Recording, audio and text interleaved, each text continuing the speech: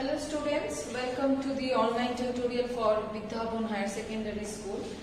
In this video, I will continue with the Control and Coordination chapter for class 10, and in this video I will continue with the locomotion part. So let's start with the locomotion part. What is locomotion and what is movement? So first of all, I will consider the topic what is movement.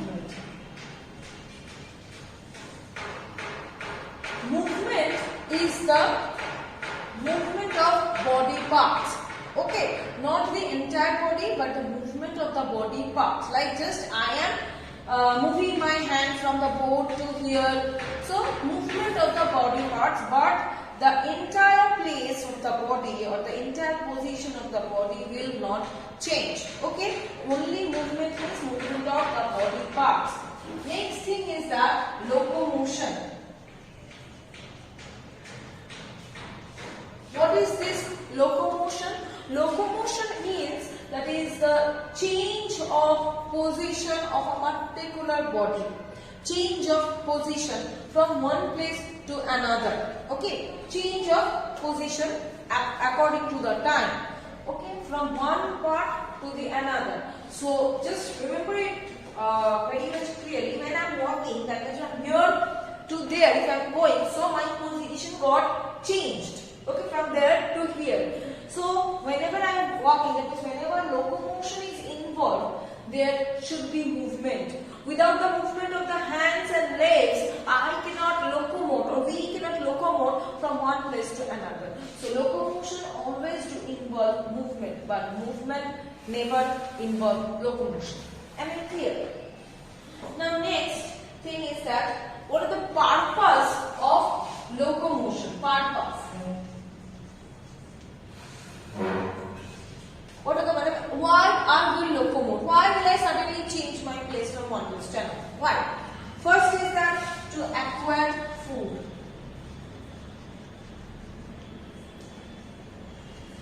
Obviously to obtain food. Suppose I am standing over here, there on that opposite end there is a food stall. Okay. So obviously I'd like to have that food. I will go from here to there. Okay, and will have the food. So for to acquire the food, I am changing my place. Point number 2, shelter. In an order to take shelter, we need to move. So second point is this. Third point, avoiding capture by predators. That means avoiding predators.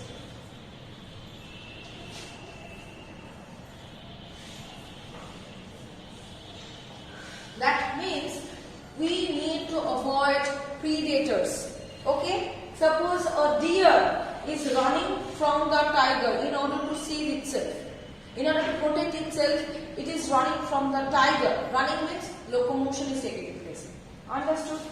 Next is number 4, that is dispersal.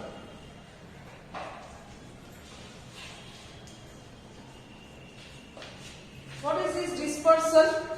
Dispersal means it is getting scattered or dispersed. So by locomotion, animals may be dispersed from a particular spot to different spots. Suppose honeybees are dispersing from beehive to various directions to search food and nectar. So dispersed means it is getting scattered, or it is getting being scattered, or you can say it is getting away to different places. So in search of food and other things. So this was number 4. Number 5 is that search of new and favorable habitat. So favorable habitat. Okay. Obviously, suppose we are in a unfavorable climate. We are in suppose desert areas, or in suppose very much mountainous area. We will tend to find some habitat which will suit us, which will be favorable for us. Understood? So in search of the favorable habitat, one locomotes from one place to another. Number 6 is that for reproduction activity. In order to reproduce, the two individuals must come closer to each other. In order to come closer, one needs to perform the locomotion. So all these are the 6 purpose or 6 things that influences the process of locomotion. Now we will see different types of animal locomotion. Now the next topic is locomotion for different animals. So we will read about amoeboid locomotion, or you can say amoeboid movement.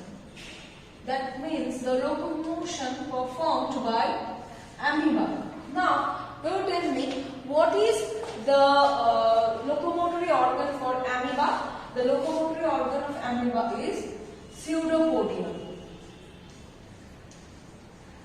Right? Here podia means fit and pseudo means false. That means false fit, right? Now we know that the amoeba is generally irregular in shape. Now what is this? This pseudopodia is the finger-like projections formed on any surface or any part of the amoeba. Okay, what will happen whenever it is forming pseudopodia?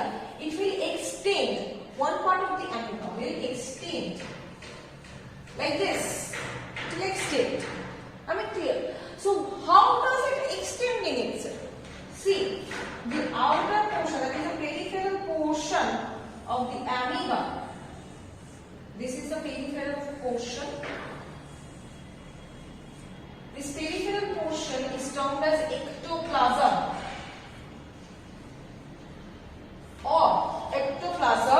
or plasma gel.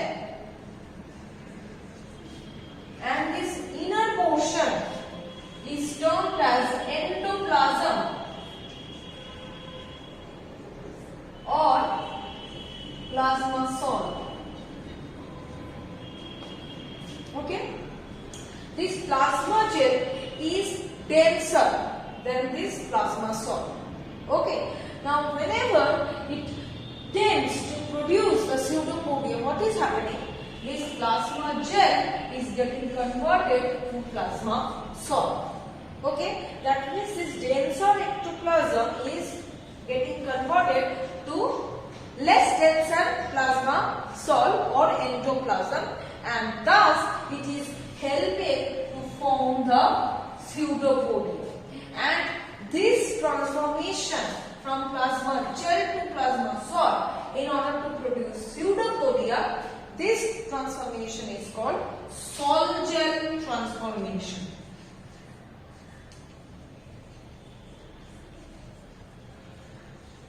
Okay, and this sol-gel transformation is highly needed in order to produce the locomotory organ of the amoeba, that is the pseudopodia. Understood this amoeboid locomotion? Next we will move on to the ciliary locomotion. So the next is the ciliary locomotion.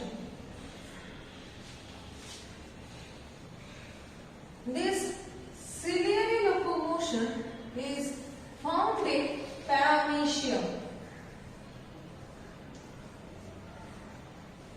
It is a scientific name, so I am underlining it and starting with a capital P.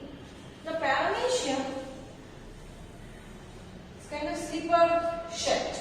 Okay, and it is having unicellular hair-like, small hair-like structures surrounding all over its body.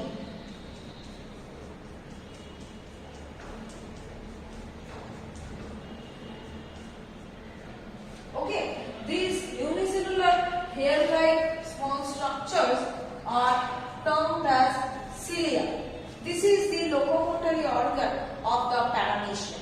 Now the synchronous beating of the cilia, okay, helps the paramecium to move or to locomote from one place to another. Am I clear? This is ciliary locomotion. Now we will go to the flagellar locomotion in case of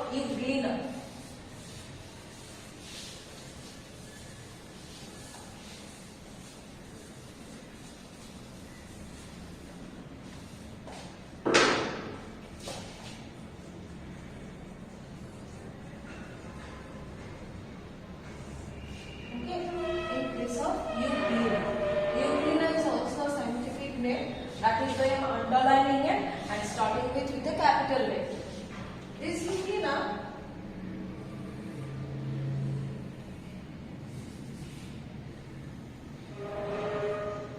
it kind of looks like this,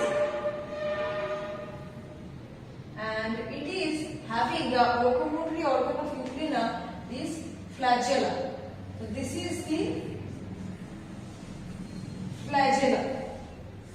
Flagella is what euglena is having one pair of flagella. One long flagella, another one is short flagella. This is the short flagella, okay? And what is this flagella? Flagella is a whip-like structure.